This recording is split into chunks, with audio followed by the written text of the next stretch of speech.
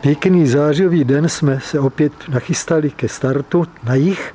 Po návratu z Ruska v podstatě část této skupiny se chystá teď do Albánie a na Levkádu. Vyjíždíme kolem 1 hodiny, kolem 2 hodiny odpoledne a čeká nás cesta asi 1800 km stále na jih. Bude romantická.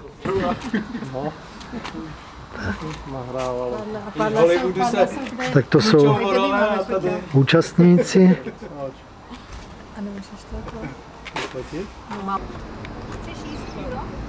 Už jsme v cizině. Přejíždíme hranice ze Slovenska do Maďarska. Vlaďka kontroluje připevnění kol. Vlaďko, drží to? Drží, děkuji. Do Kosova nás nepustili, dokonce nám zakázali taky fotografovat a filmovat. Všelijací vojáci OSN, makedonští nacionalisté, tak jsme odjeli zpátky na hlavní silnici a kus po ní do Skopje. A za Skoplí byl první noc. Aby na nás ve Skopje nespadla chalupa jako tehdy, tak jsme raději postavili tady ty stany a noc jsme za zvuku bubínků a muslimských zpěvů z blízkého Mineratu dopadli dobře. Albánie nás vítá stádem ovcí a pasačkou. To tady teď bude pořád. Také skalnaté kopce a vysušené sotva pastvisko. A sem tam známé albánské řopíky, kterých tady mají několik tisíc a neví, co s nimi. Z pobřežních hor vede zajímavá klikatá cesta dolů do údolí, kde Albánci dělají pokus o zřízení políček u osady Perenias, malebné domky, ale to sucho všude. Je už dneska málo k vidění, aby po hlavní silnici mezi auty jelo děvče na oslu. Ale tady tomu taky je.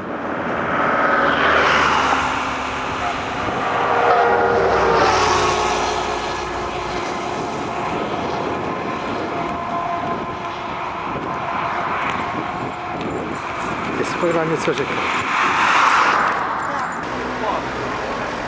V Albánii jsou veliké proměny.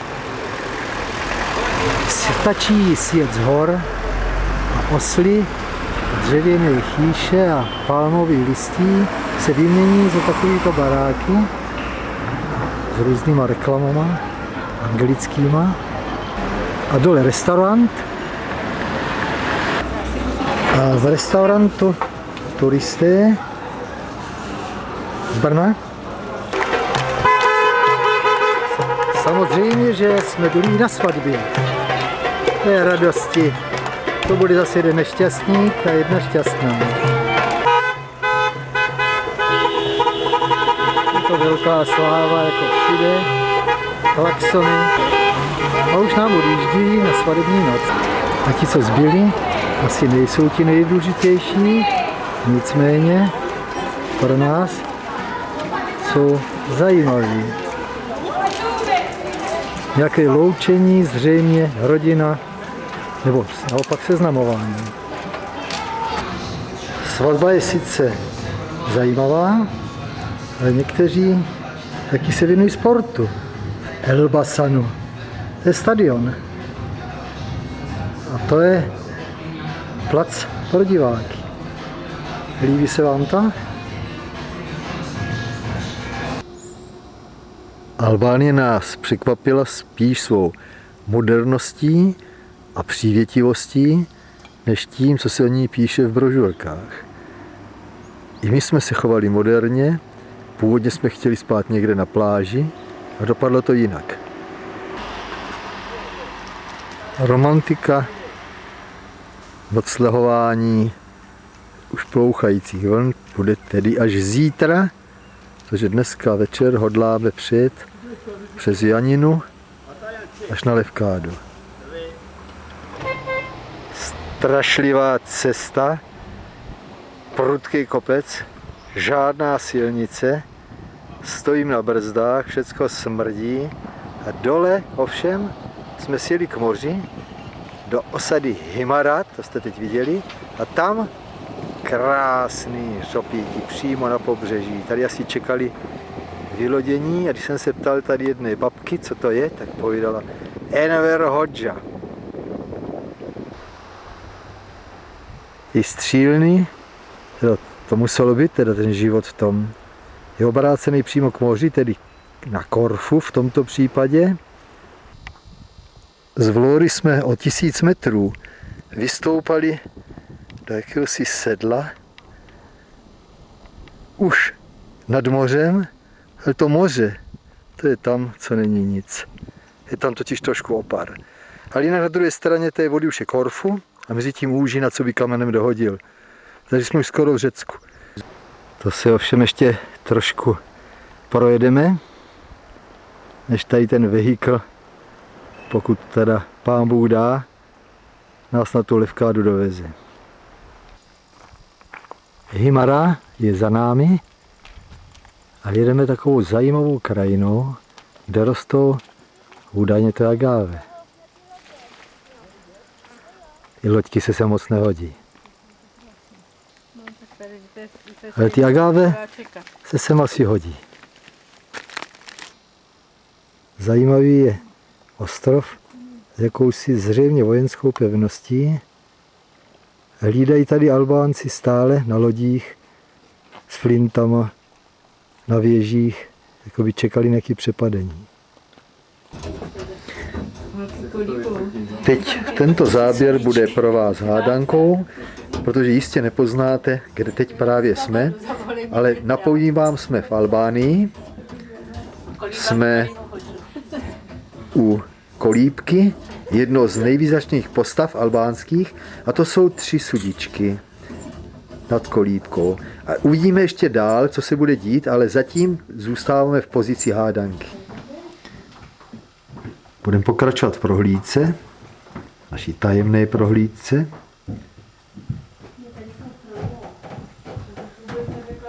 Má někdo tu knížku, prosím? No prohlížíme, pořád prohlížíme, je to zajímavé. Za pouhé $2, co se člověk všecko nedoví a co všecko neuvidí.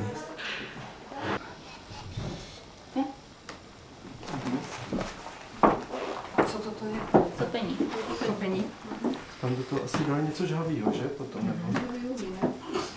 Tady to je topení, někdo říkal, za průvodkyně. Dining room, eating room, because we prepare the food here and ate here in this room. Čili tady připravovali děti. To je jídelna toto. Normální jídelna. Podívejte se, jak to mají při zemi všecko, aby u toho mohli pěkně klečet nebo sedět. To je z čeho? And these are the cupboards. No toto je obývák. The cupboards, which are used Takový for pěkný different obývák for tady milk měli. or for food in different rooms. In one eating room, you understand, for food, and in one sleeping room for clothes, for dresses.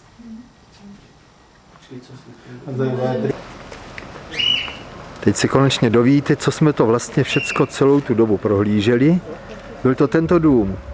Je to etnografické muzeum, ale hlavně je to rodný dům Envera Hodži, nejznámější postava albánských dějin, kterého všichni znáte. Návštěvou hradu Ali Paši jsme ukončili návštěvu Albánie a přes Janinu jsme se dostali na Levkádu a teď jsme v kempu Santa Maura, kde už jsme po 3. celkem. My ovšem nejsme žádný ořezávatka, protože Jirka Jakubec, to je tady ten, totiž se rozhodl, že půjde do vody. A to už teda pokořit moře, to chce teda nějakou odvahu. Tak se podívám, jak se mu bude dařit. Ježišmarja, jestli pak se vynořil se. A teď se tady budeme pokoušet někteří o různé nácviky záchran a eskimáky a podobné věci. To je Vlaďka, která se pokouší co si provést.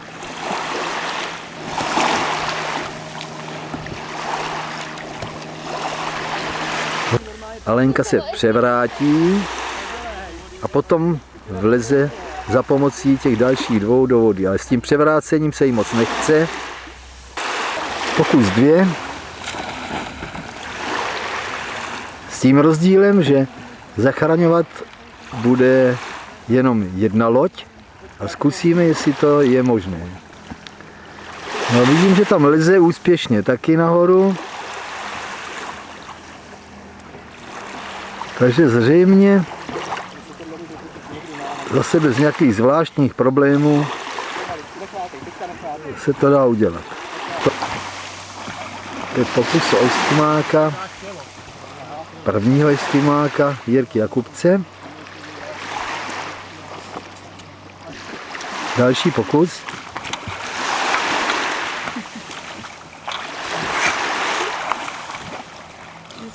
Teď to nějak nebylo.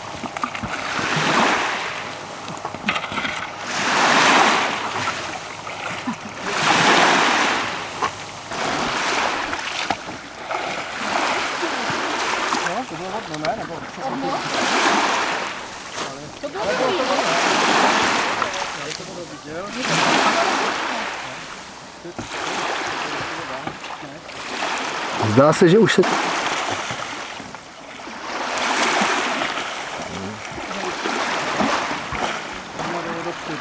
Nějaký neorganizovaný, já jsem odběhl si fotit. Nastupování do kajaku své pomocí je samozřejmě velmi obtížné, než neřešitelné.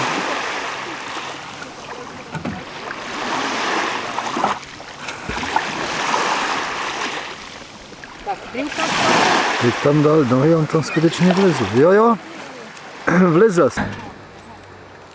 Těmito pokusy o eskimáky jsme ukončili svou první část u moře a přesunuli se do Vavkery na známé místo, o kterém nevíme, co to je, jestli to je nějaká vykopávka nebo jestli tady něco buduje. Postavili jsme si stany na terásky, v pohodě přespali, oslavili Petrovi 65. A teď se chystáme na kolenatúru. Na kopečku nad Engluvy stojí maličký kostelík. Napřed jsme neviděli, jestli to není márnice, ale budeme se tam radši podívat. Všecko vevnitř je taková miniatura. Malý oltářík, malý obrázky a dokonce na zdi tady visí známý obraz Večeře Páně.